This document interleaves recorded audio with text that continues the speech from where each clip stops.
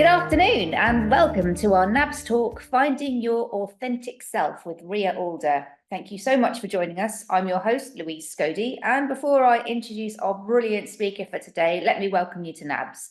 We're the charity for people working in advertising, marketing and media. We offer services including grow workshops, explore sessions, therapy referral and bespoke help from our friendly support team. And because we're a charity, our core services are free. We rely on donations from the industry to keep us helping you. Now, today, we are extremely pleased to welcome Reeha Alder. Reeha is a global authenticity coach and founder of Mighty You, an executive coaching company that creates a safe space for individuals, teams, and organizations to enable them to be their best selves. Mighty You has helped brands including Assembly Digital, the marketing store, Aviva, Jamie Oliver, and more to create more authentic and inclusive spaces where all employees can show up as their best selves. Reeha has lived experience of being a woman of colour with chronic health and mental health conditions, and she also co-parents 2 young children. Reeha combines this lived experience with accredited coaching and L&D experience to provide confidence-boosting tips and tools. She's also, to add to her list of accomplishments, an accredited yoga teacher and a breathwork coach, which she combines into training and workshops to create holistic support for employees showing up as their true, authentic selves. Now, before all of this, Reeha held board-level roles in creative and digital tech. I have seen Reeha speak before. She is marvellous. You are in for a treat, I promise you. Now, we are going to take questions today after Reeha's presentation. We'll get those questions answered for you. So pop them in the chat box and then we'll do our best to get as many of them answered as possible. But now, over to Reeha. Thank you very much. Right, let me attempt to hopefully share my screen. So I'm going to start with a question. How often do you feel like you can show up as your true, authentic selves? Just take a second to reflect on this moment right now. How authentic do you feel you can be listening into this talk? In the meetings maybe you've had today already, maybe with the morning that you've had, and maybe things that you've had to leave behind as you've gone into the workplace or you're working virtually in your home. Authenticity increases engagement by 140%, and it increases a sense of belonging by 150%. It's also been linked as a key factor to happiness. So authenticity really does matter. I spent my whole life feeling like I couldn't be my true authentic self until I discovered why I exist, my purpose, and how I had to show up every day to live my purpose. My name is Reeha and I'm an authenticity coach. I help individuals, teams and organizations show up as their true best selves. But if I were to introduce myself in any other environment, I definitely wouldn't start there. I'd start by telling you that I'm a mum of 2 beautiful children, Santi and Anaya, who are my whole heart. And I fight every day for individuals from diverse communities and backgrounds to be able to show up truly as themselves so that children like my daughter no longer have to grow up embarrassed of their skin colour and wishing that they could fit in. So I'm going to take you through my journey to finding my authentic self and also the price I paid for not showing up as my true self for much of my life and my career. And I hope that some of the tools that I learned along the way could hopefully be help in you building your own authenticity and working out the journey you might want to go on. So my journey started 4,000 miles from here in Gujarat, India. My mum had an arranged marriage on her 18th birthday to my dad on his 24th birthday, which in the Hindu custom is an auspicious sign. My mum had spent her formative years in Leicester, where my grandparents had fled the Idi Amin regime to start a new, safer life in the UK. But the Hindu tradition is that when a woman marries a man, the woman has to move in with the husband's family. So on the day that my mum turned an adult, she had to leave 4,000 miles of sea between her friends, her family, and all of her British Indian identity. My mum really struggled with life in India. It was very different to the British Indian cultures in the UK.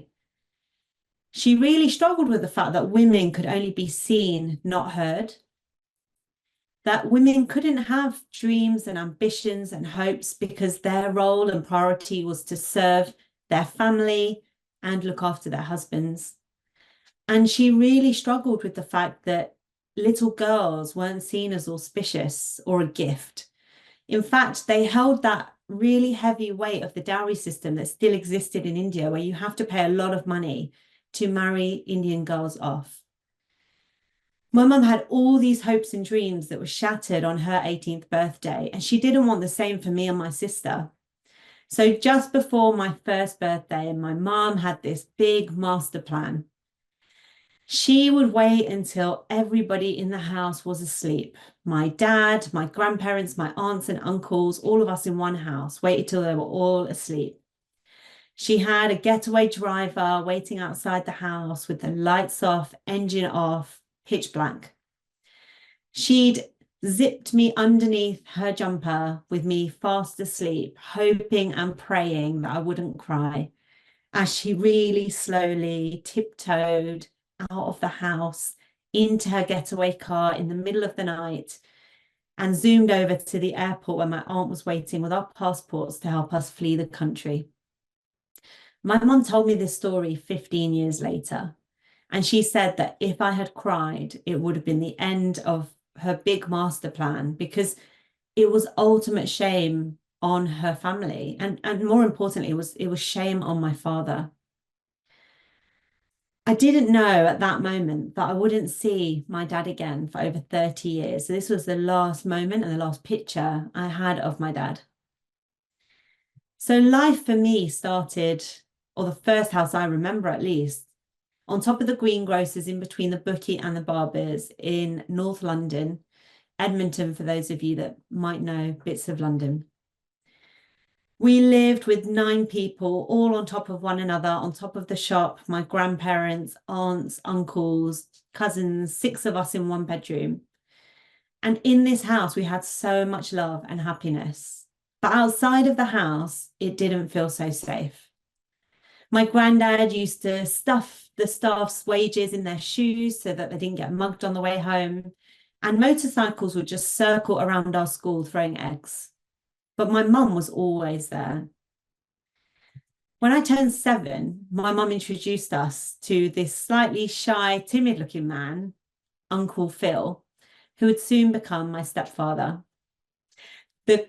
The celebration of English and Indian cultures really was quite unique. We went from spending Sundays closing down the shutters on the greengrocers, travelling to East London, and eating curries on our laps as an extended family of 15, to having a much more formal Sunday where we went to church with the brownies and had a formal Sunday dinner with table, chairs, cutlery, and eating meat for the first time, which was a really big deal at the time. My Indian grandma Manjula would teach us how to make garam garam rotis, hot chapatis, and my English grandma Iris would teach us how to make a great fruitcake. This eclectic mix of culture was brilliant, but quite difficult as a young girl trying to work out my identity. My mum then went on to remarry to my stepdad, who I've called my dad my whole life. And we soon moved to Nottingham, where I went from being a majority in a highly diverse school in North London to being the only Indian family in an all-white school in Nottingham. And this is where, for me, my Indian identity really started to slip away. Through a formal adoption process, so that if anything ever happened to my mum, we wouldn't have to be sent back to India. My dad adopted us and our surnames were changed from Patel to Alder, which for me was almost like the burning of my Indian culture. I remember the social worker saying to me, if you don't want to change your surname, you're going to be the only one in your whole household that wants to stick to Patel. And so that will mean you have to sit on your own on the plane. And as a 10-year-old, I was horrified by this, that I begged her to change my surname. And at the same time, I asked her to change my first name too. I was so desperate to assimilate and just fit in. I asked if she could change my first name to Rachel.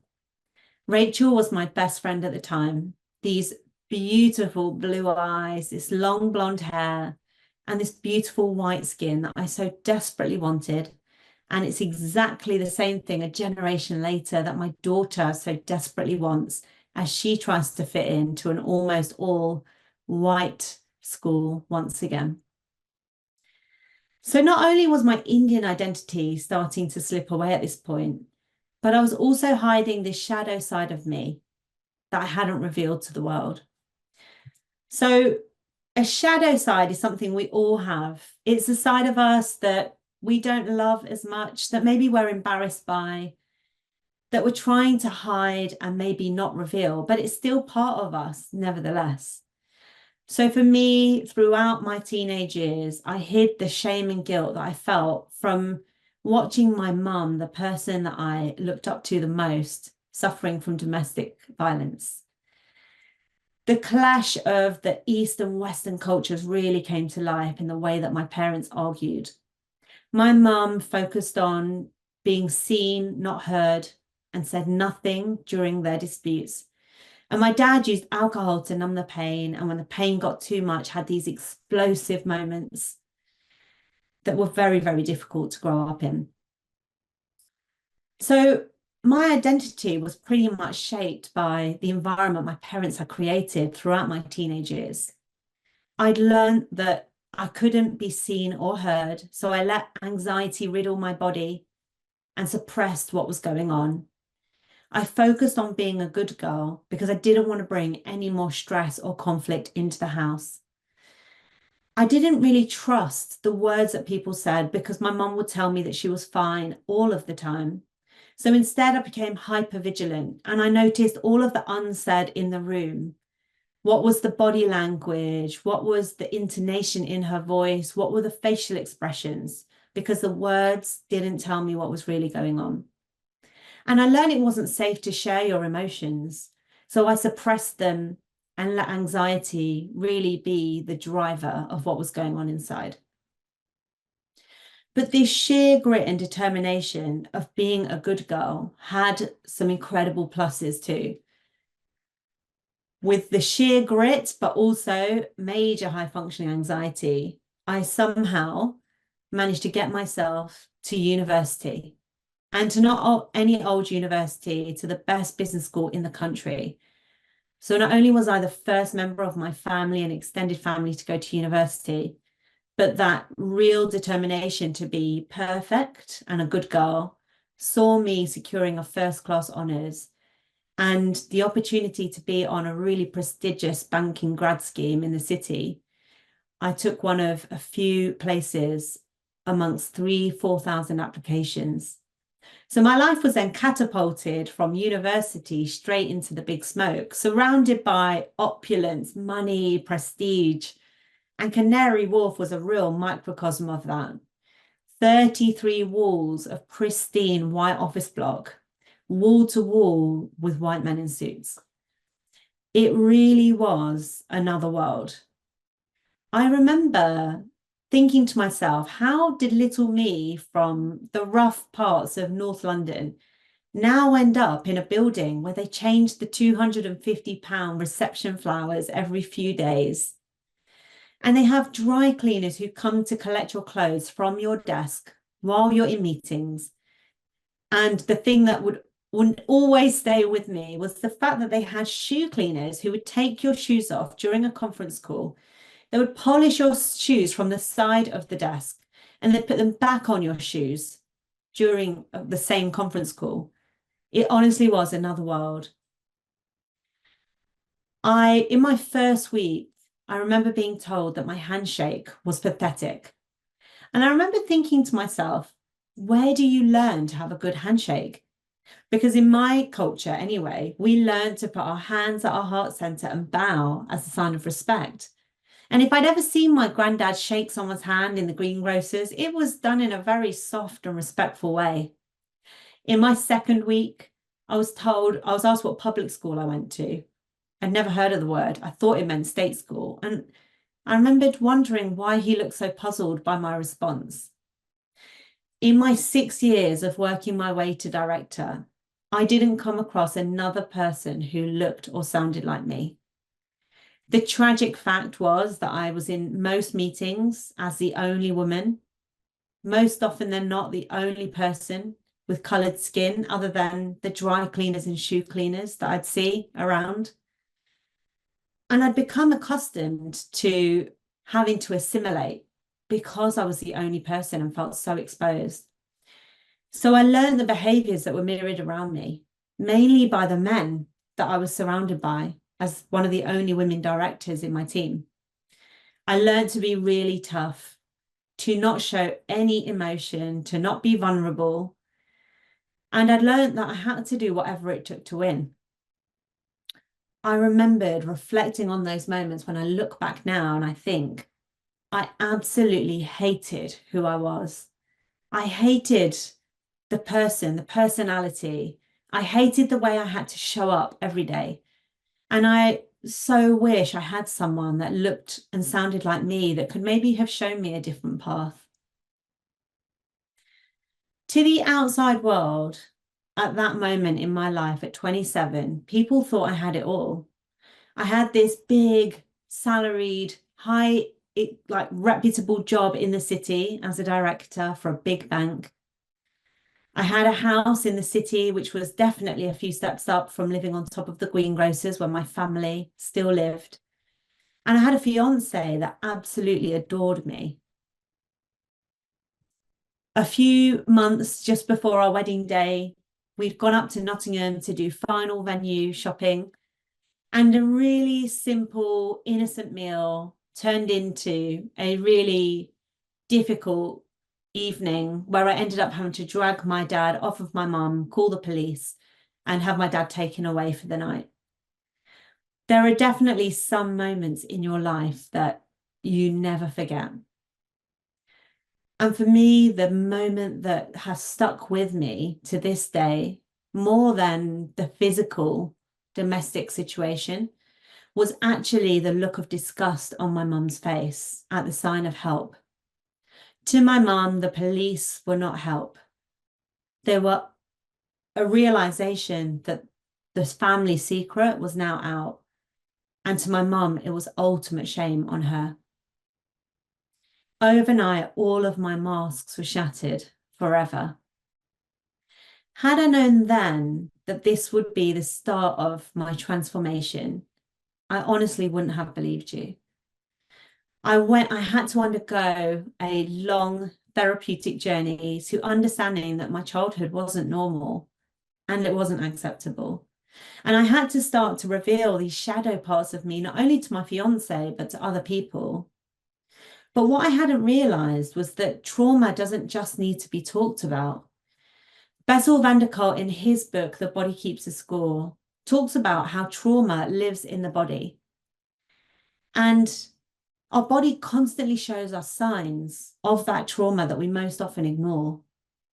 For me, those signs were chronic anxiety and people pleasing. And for every single day that I wore the masks and I chronically people pleased, I was creating these little pockets of inflammation all over my body that would one day activate. At the start of COVID, I was a single mum with 2 children co-parenting, and I was a chief people officer of a global FTSE 250 digital agency. I could never have predicted that overnight, 400 members of staff would be calling me from their bedrooms, from their unsafe environments, from flat shares, asking me how they were supposed to work, how they were supposed to look after children, and how they were supposed to survive in their environments. A chronic condition that had been laying dormant in my body for 20 years was activated.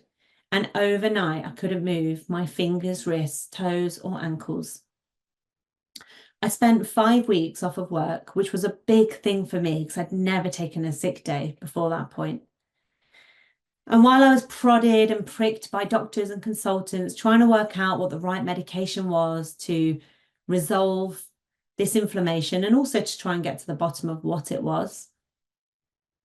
I recognized that what was happening was that I had an autoimmune condition where my white blood cells were attacking my bones from the inside. And for all of that stress and anxiety that was continuing in my life, the inflammation was getting bigger and affecting all of the mobility of my joints. In 5 weeks, I went back to work and I was offered this huge global promotion. The kind of jobs you dream of. There was no way I could turn it down, right? It was a ticking time bomb waiting to explode. A year later, the disease was now in over 40 joints in my body, and I simply couldn't get out of bed. So just to bring to life a typical 10 minutes of my morning most days, here's a few videos that just help to bring it to life. And I apologize in advance for my Christmas pajamas. I don't think I ever thought that these videos might see the light of day beyond my consultants.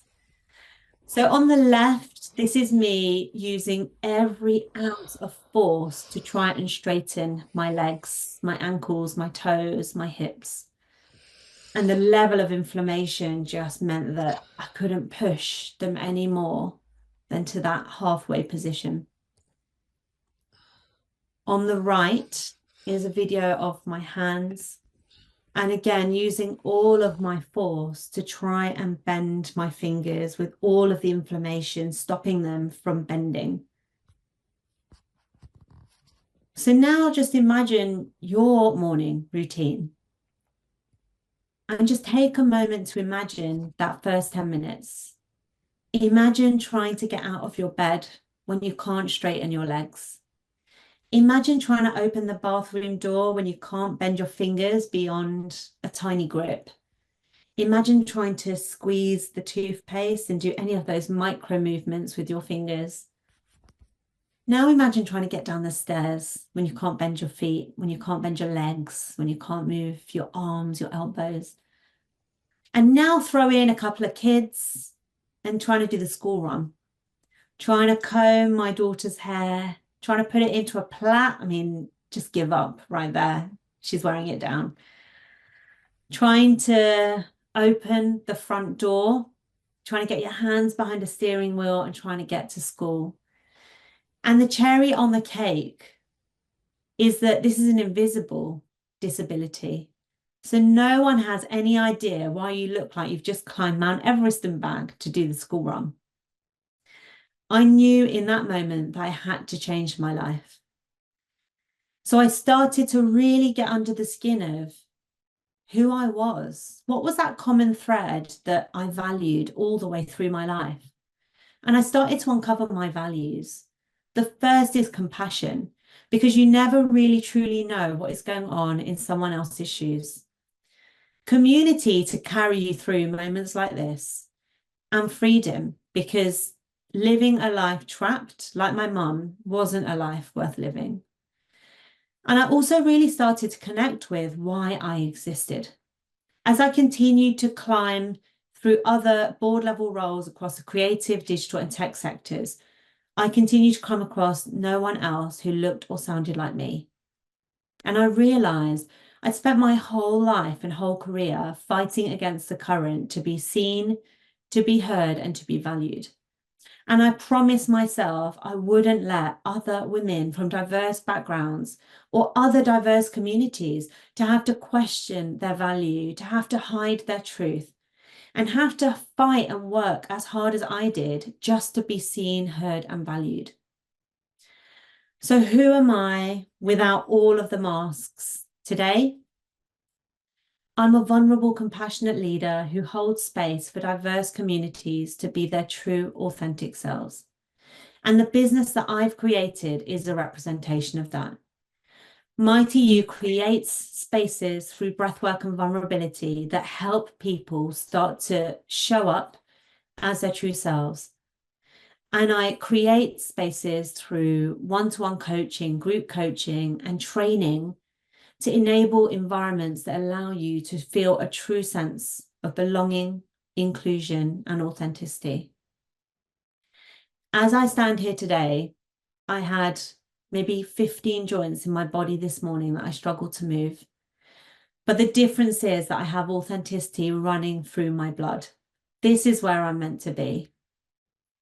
So I've shared my story with you of how I came to find my authenticity, and also the price that I paid for not being truly authentic for all these years. I now know every single day I have to be authentic to be able to do the basic things in life like walk. And that's my story to today.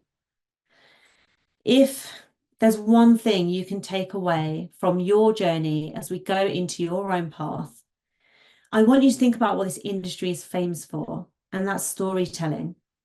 We are so good at telling the stories of our brands, but we so often forget about the stories of our people. And having been Chief People Officer, I know the quickest way to build engagement and belonging is to create connection and authenticity like we're having right now.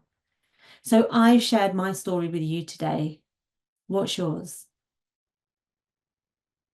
Oh, Ria, that was just absolutely brilliant. Thank you so much. It's just as gripping seeing you speak again. And one thing that really strikes me is, well, I have to say thank you for sharing your story, because it's evident you have been through some tough times. And you're able to talk about those now with such courage. And how did you get to a place where you can piece together your story like that and understand it, and then be able to share it publicly with that mix of vulnerability and courage?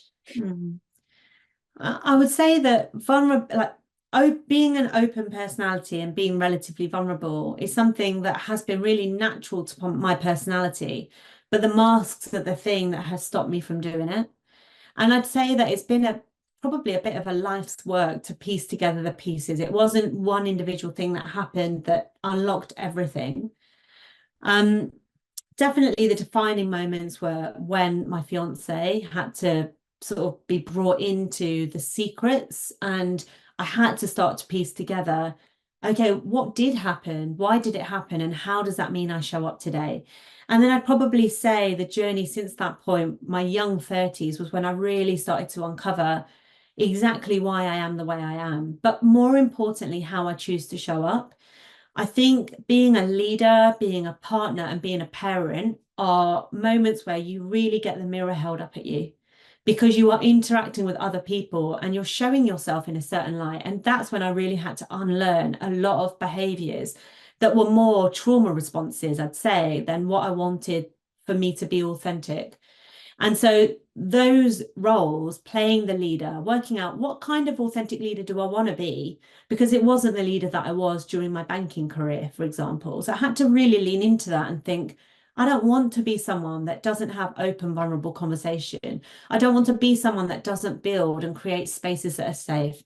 And then my role as Chief People Officer, I think a key part of being that kind of role is you're creating environments for others. So those particularly are where I've really had to lean into what has become me through piecing those moments together, but then to really lean into being truly vulnerable and knowing that all I can ever give is myself. And if that isn't enough, I can't give more than that. Fair enough. And I think life is just so much richer, isn't it, when you're able to be honest and to share that honesty with other people. We've got a question from Anonymous. Thank you so much for sharing your journey. I've just returned to work after losing the use of my legs last autumn. I am very sorry to hear that. How do you balance your work and your wellness now, having been on such a recovery journey? Great question. Yeah, thank you very much. And I'm sorry to hear your story too. Um, I have realized, I mean, I now talk about my condition as being a gift, but obviously it takes some time to get to that point. And I've heard other people who have gone through really tragic situations that now see their chronic conditions or disabilities as a gift. And the reason I say that is because it forces me to slow down. I physically cannot jump out of bed. I physically can't, through my chronic anxiety, be all things to all people every minute. So it's almost a constant reminder that I physically cannot do what I maybe tried to do through the masks before. And I think the benefit of that is that it forces you to put your health first. Like this morning, over the last few days, I've realized that the condition is starting to get bad again. And so it's forcing me to think, what's going on? What am I hiding? What am I not revealing? Am I taking on too much? Is there stress that's creeping in certain elements? And so I'm constantly having to do that reflection on myself because I'm getting the physical signs. And what I would say for others is that we do get signs all the time that we ignore. Oh, I haven't got a minute to go and get fresh air. Oh, I haven't done exercise for 2 weeks. Oh, I can't eat healthily because I'm running from one thing to the other. Those things are signs in our bodies that are telling us, no, you need to slow down. No, you need a minute. And what I would urge others is to use that as a physical symptom to remind you of what you need to do. Absolutely. And even on a small scale, like last week, I had a really stressful morning with my daughter. And that was about an hour and a half of stress until I dropped her off at school. And I thought, I have to just go for a walk. I have to go for a walk and have a coffee before I can do anything. And I felt so much better for doing that. So just really taking the time to listen to what I needed to be able to refresh myself afterwards, I think really paid dividends. I think the other thing as well is not feeling the guilt, because what we do is we shame ourselves, particularly as women and diverse communities. We have these extra layers of expectations from society. And it's when you're doing those things, and I coach people all day long on take that 5 minutes for yourself, do that thing. And often in those moments, it's riddled with guilt. Oh, but I really shouldn't. I've got this big meeting to prepare for. I've got to get the kids stuff. There's always something else. And so there's a part of this as well, which is about accepting that this is what you need and to not feel guilty because it's going to make you a better person after. Exactly. Now we've got another question in from Reeha, sounds the same, spelled differently. Reeha Jenkins, thank you very much for sending your question. Thanks for sharing. You mentioned The Body Keeps the Score. Are there any other books or resources that helped you on your journey? Yeah, there's another one in that space. I absolutely love Gabor Mate. I would definitely recommend him. I think his book is called The Body Remembers. But again, both of them talk about trauma and how trauma lives in the body and what those signs are and what you could do to help you sort of uncover it. The other things that I would say is, all of Brené Brown's books around vulnerability are incredible. Her podcast, her talks, because again, she doesn't talk about the physical manifestation, but she talks about our path to authenticity and how vulnerability is such a key part. So I definitely say they are good places to start. And then if through these books that you realize actually it's limiting beliefs that hold me back, there are quite a lot of books in that space, and the name has actually just completely gone from my head of I'm sorry if I remember it, I'll come back to you, but he does happy good vibes, good life. But the author's name has gone Vex It's King. Bex King, yeah. Yes. He is also great at helping you uncover limiting beliefs, and his latest book, which is about trauma release, helps do the step-by-step work so you can do the work yourself. Oh, good, because I got Bex King in an Amazon sale and it's waiting for me on my Kindle. Thanks very much for the question. I've got another one from Anonymous. What helped you to heal? There's a lot in mental health re-identifying traumas, but then once you recognize your trauma, how do you heal from it? Thanks so much. Yeah, great question. I wouldn't say there was one thing that's helped me heal, and I'm definitely still on the journey to figuring it out. There are many days that I have that are dark and I've not quite figured it all out. So, three things that I think really helped me. Therapy, which isn't accessible to everybody, I recognize, but for me, talking has been a massive healer because things like when you have to unlearn behaviors, it's hard and it's not done overnight. So I constantly need to go back and do the work. So I'll do like bunches of it where I'm recognizing old patterns starting to come back up, particularly in relationships. So that's one thing for me, talking. And I also just have walk and talks with friends that make a massive difference. But I don't think anyone can do the work like a therapist or a coach can do the work. Breath work has been my biggest, most powerful tool to my anxiety. And I almost feel like I can manage my anxiety on most days through breath work. I do free breath work classes every Friday at 12. So you're welcome to join. But just the simplest 20 minutes of trying different techniques for me has been a massive healer. And the third one, which is definitely one I still have to do the work on all the time, is boundaries.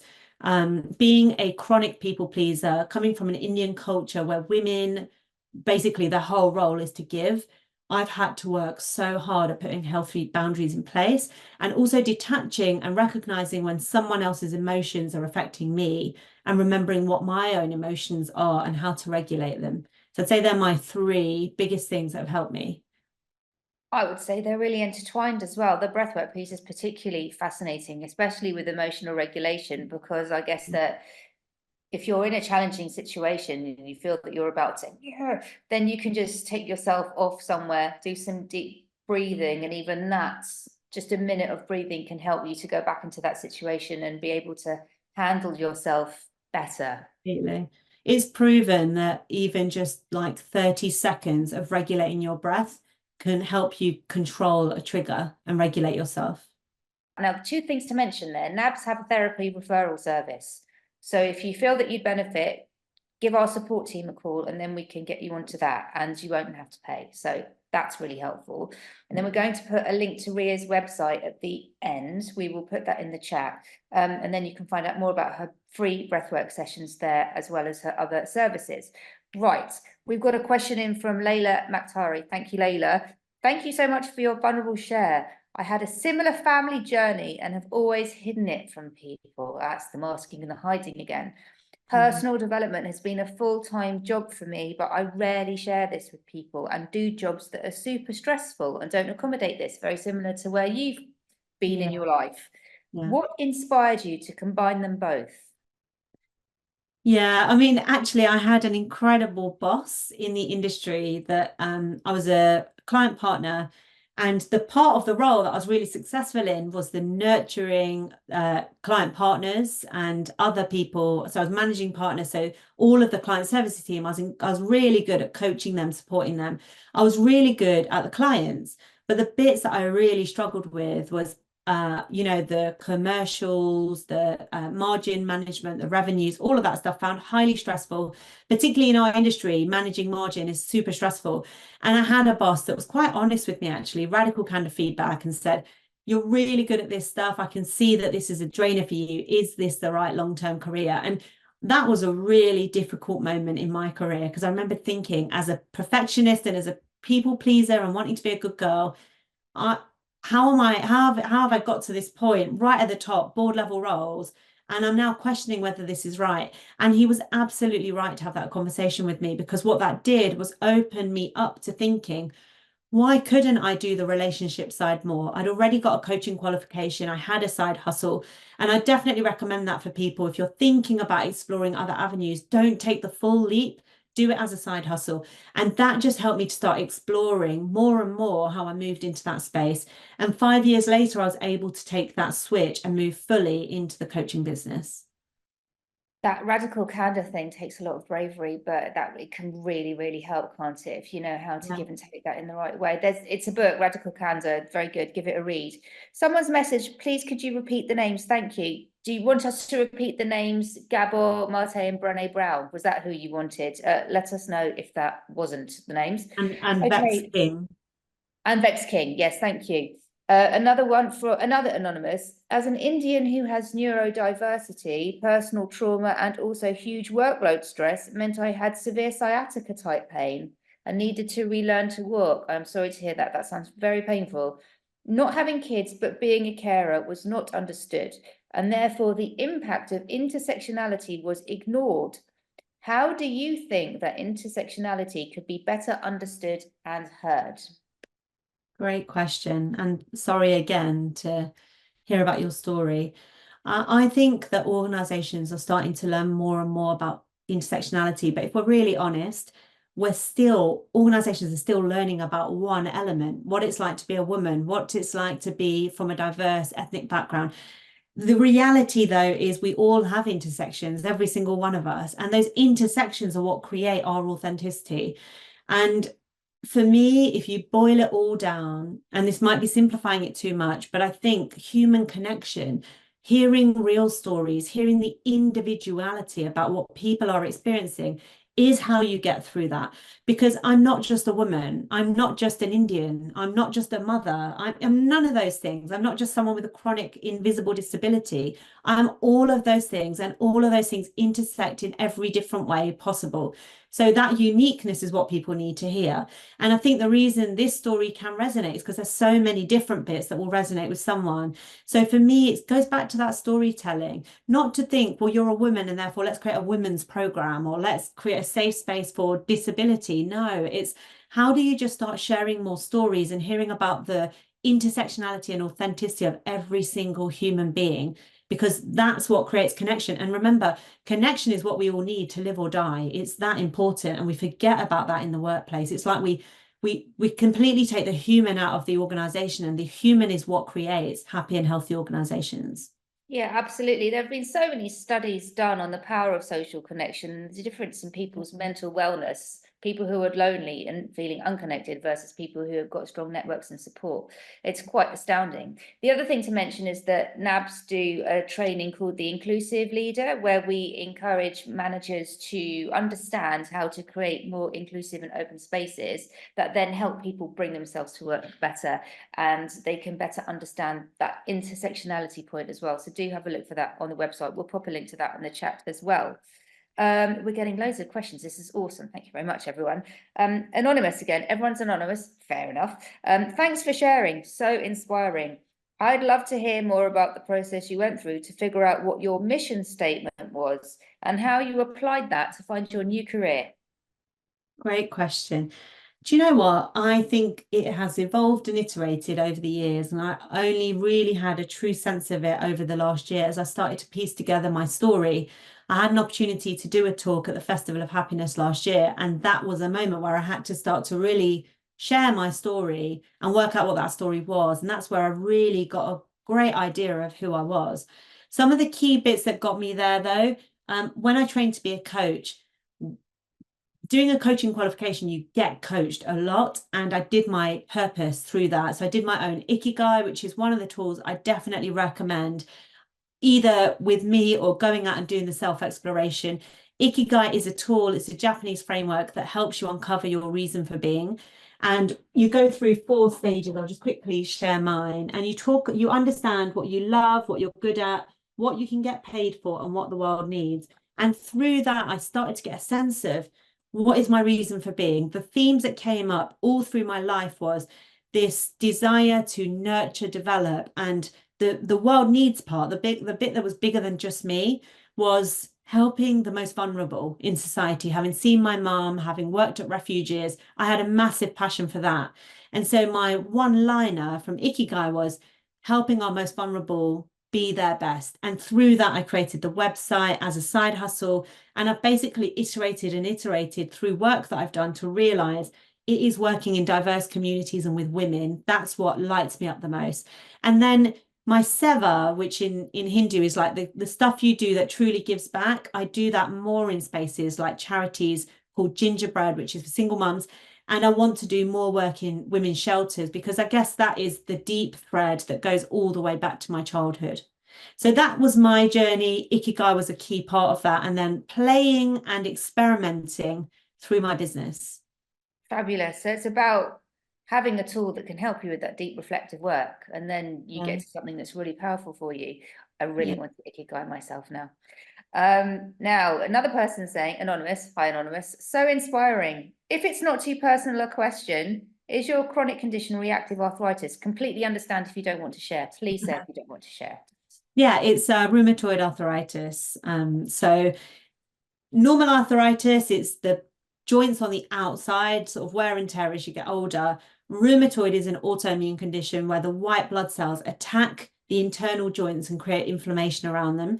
It's very frustrating because people see them as the same. So you often get told, well, you're a bit young to have arthritis, but it's very different. It's an internal autoimmune condition triggered by the white blood cells.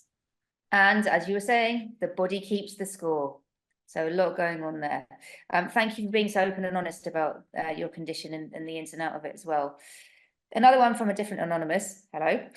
Thank you so much for sharing, Reeha. How did relationships around you shift once you started to show up more authentically as yourself? And what I'm interested in is, did you start doing this deep work and revealing your authenticity when you were still in spaces where you were the only woman who looked like you, and you were surrounded by people where you felt othered?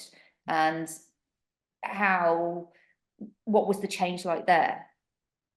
Okay, I think there's almost two questions there. One is about, when did you start? Did you feel comfortable to do the journey as a individual in that space? And the second one, I didn't quite get the first bit of your question. I'm not going to be able to repeat it properly now. At which point did you really start to come to Okay. work as yourself and be authentic, basically? And were Okay. you still in that kind of boardroom Yeah. situation where people had a very different life experience to yours? Yeah. So honestly, it took a really long time, and I didn't start in the workplace because it just felt too confronting. Having grown up as a little girl and now watching my little girl go on this same journey, we all have this desire to fit in. It's just that natural, again, going back to human connection, we all just want the human connection. And again, in the Indian culture, which plays such a big role in this, a woman's role is not to really be seen. You're always the person in the back, hidden behind people. So moving into leadership roles was confronting enough anyway that I'd got to those senior positions, but then to have to really show up was just something that felt too intimidating. So for most of my big senior roles, I really struggled to show up as a person of color, as a woman. I would never wear Indian outfits, for example. It just felt far too intimidating, far too shaming. I did more of that work outside of work. So I started to just feel more comfortable in friendship groups, in families. And I think, if I recall, the first part of the question is, how did people start treating you as you started to uncover yourself? And it's a really interesting question, because as I coach people, they say to me, as I'm starting to do all this work and they're not, they don't like the work that we're going on, and they almost try and pull you back to your old self. And I definitely found that. And I have had to, and it has been difficult, but I have had to cut off relationships as well, because I could see that they didn't serve me, or they needed me to be that highly people pleasing kind of personality that I was trying to move away from. So as you go on your self exploration, you will notice there's certain people that you need to not surround yourself with, because they take you back to your old self. And it's difficult, but it's part of the transformation. And only through that do you start to find communities that totally accept you for who you are. And the communities I have now, I tend to spend more spaces where we can all be open and vulnerable, where I don't feel I have to show up. I'm not in environments where there's lots of drinking, for example, as I've chosen not to drink, So I've really changed the environments I put myself in to allow myself to feel more open and authentic. But definitely at work, I'd say it was the hardest place. Now, this is my work, and I honestly, I couldn't be more authentic than I am every day. But I had to leave the corporate world to get there. And I don't want other people to do it, which is why I work in organizations, to help them create safe spaces that are more authentic. Exactly. So when we have that vital culture change in organizations, then people won't have to leave. They'll be able to stick around Yeah. and be themselves. Yeah. The person who wanted the names of the authors wants them written in the chat box. So producer Michaela, who's helping us today, could you please put Brené Brown and Gabor Mate in the chat box? Thank you. Not a question from a different anonymous. Hello. Not a question, but I totally agree with the points about having a side hustle and the importance of radical candor. So the side hustle being something that you transition into and maybe have as a test ground for something you might want to go into. They always say that about coaching as well, because it can take a while to pick up clients, and you can't Yeah. really rely on that as an income stream. First Yeah. of all, can you? Yeah, and I do know people who have been in our industry and have just taken a leap of faith and just gone for it. And through that grit and determination, they've made it successful. Personally, for me, as a mother of two, and having, I guess that desire to fit in, for me, that wasn't an option. But at the point where I said to you that I had to change my life, I did quit the big jobs. I took a 70% pay cut, and I backed myself for the first time. But I knew at that point I'd built enough reputation in the industry. I'd built up my coaching business very slowly, and my health couldn't take it anymore. So I guess that's just the factors that you need to consider, is that at some point it may push you into something. So having an idea of what it is you want to do and starting to build a little momentum, even 2 hours a week, even 1 hour a week, even 1 hour a month, allows you to start thinking about another space that might help you center yourself a bit more in your authenticity. Yeah, even that 1 hour a week, that's really powerful. Just Yeah. those small pockets can lead to big thoughts. Yeah. Another anonymous, hello. Hi, any advice on how to find our true selves professionally? I'm here at 42 with an urge to change my paused career while being a mum and dealing with many life changes, including relocating my home to my hometown. It all feels too much. Yeah, I mean, and I definitely did pockets of it. I guess being fully authentic has taken me this journey. But firstly, find environments where you do feel safe. So not every environment at work will probably feel confronting. It may be that you set up a group, for example, like a women's group or a mum's group or a community at work where you feel like you can show up as yourself. That's maybe the first thing. I was talking to somebody yesterday at Iris Global, and I said to them, just dip your toe in the water with one small group. And we talked about Iris Women maybe being the first group. So that's a good starting place. Build a community where you can start to dip your toe in the water. Then have conversations like this. Storytelling builds connection. And before you know it, you realize how many other people can relate. And through that, you can build a bit of a groundswell and maybe start to do change making stuff within the culture. So start with a small community, start to create a bit of a groundswell. And then maybe there's a few of you that can start to be change makers on things like the policies, on processes, on, groups that feel maybe slightly excluding. And through those things, you start to gradually build up a culture that feels more inclusive. Sounds really good and empowering as well, something that you can do for yourself and others there. Right, we are coming to an end. So if you haven't submitted a question and would like to do so, now is your time. Another anonymous, hello. Thanks for sharing your incredible and inspiring story. How do you stop procrastination impacting your authentic self? So one thing that is really interesting about my personality is that I'm not a procrastinator. I don't know why it is. I think one thing we talked about on the podcast, Louise, was that I have fear that runs through my body. And the thing about fear, there's lots of negatives, but the one positive that's come out of it is I do. I am a doer. I just go, like, it's like my feet are on fire. And that's why I have to force myself to slow down. But I put myself into the fire quite a lot. And I guess my motto in life is that if it helps one person, what have I got to lose? This is the reason I do talks like this. This is the reason I put myself into vulnerability spaces. So it stops me from procrastinating because I push myself into the space. Under the skin of it, you could maybe say it could be seen as self-sabotage because I don't care enough, so I just go for it. But it also, alongside that, is how I build up my self-belief and my confidence through doing. So I guess that's that, and that is the one piece of advice I give regularly in my one-to-one coaching is what is that small step you could take today? Because for as long as you procrastinate, you stop yourself from moving forward. And actually, if you accept yourself enough, what is the worst thing that could happen if you take a small step forward? Yeah, that's really good. We've put the names of two of the authors and have forgotten one, Vex, VEX King. One from, oh, also, Reeha mentioned the podcast she was on with me. That's the NABS podcast. We will link to that as well.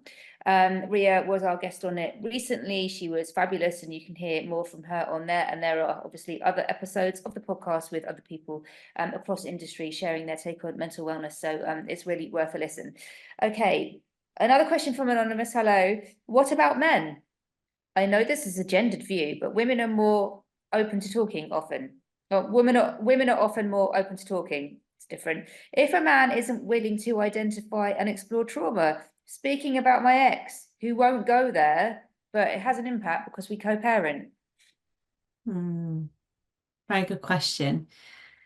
There's two, I'm hearing maybe two there. That one is being a man, it can sometimes be more difficult to be vulnerable. 100% agree. And mental health of men is skyrocketing. The one thing I'd say to all the women on this call is to help the men in our communities to feel safer to speak up, because it's, again, you go back to society, there's many things that have held women back, but societal norms of not speaking up and to be brave and to hold it together is what keeps men back. So as women, we ask men to do a lot of things for women. I think one thing women can do is help create safer spaces for men to open up and talk. There are also many men's communities, and I'll give a shout out to to one that I strongly recommend. Again, the name has just completely gone from my head. I'll have to see if I can remember it before the end. But they hold men's circles across London where men can just be themselves in a men's group. I'll have to remember the name and share it. The other part I'm hearing is if you are willing to do the work as a man or woman, but somebody else isn't, it's difficult to go on a journey like co-parenting. I think the thing to remember is we can only control and affect ourselves. We can't control or affect other people. And while that is really difficult when you're in partnerships at work or in relationships and only one of you is willing to self-explore, that is all we can do, is do our own work and be accepting of the journey other people are going on and be kind about that as well. Like, bring self-love to those environments, because for some people it's just too traumatic to do that work, and that is also okay. So yeah, hold the safe space as much as you can for our colleagues and for our friends so that we have more safe spaces, and be accepting that it's not always possible for everybody to go on the journey. That's a really empathetic note on which to end. We've come to the end of the hour, which it's just flown by. It's been absolutely fascinating. I'm really sorry we didn't get to everyone's questions. And I'm really grateful to everyone who messaged in. Reeha, what did you want to say? The men's group is called Uncommon Man. Uncommon Man. Okay. Now we've got a link to Reeha's website in the chat if you want to carry on speaking with her, mytoyou.co.uk. It has been incredible today. So interesting. Even though I've heard you speak about your story before, it's just as gripping the second time round. And that notion of the body keeping the score and making sure that you keep tabs on yourself and the importance of authenticity is really striking. So thank you so much for spending the hour with us today and being so generous with your own story and in encouraging us all to live our own truths as well. If you want any further emotional support with anything we've discussed today, please give NABS a call. You can have a look on our website. You've got the details of our support team who you can email or call. And we've got lots of other resources on our website as well. And of course, you can also talk to Reeha about the services that she provides. We really want to hear about what you thought about today's talk. So when you get our feedback link, please fill it out. Your feedback helps us to help you even more. Reeha, a huge thank you once more. You were absolutely fabulous. And everyone at home and in the office, thank you so much for joining us today. You have also been a marvellous audience. I will see you all soon. Thank you. Thank you very much. And for anyone that wants to have any more conversations with me, on my website, you can have a free coffee. So come meet me for a virtual cuppa. Brilliant. Thank you very much, Reeha. Take care. Thank you.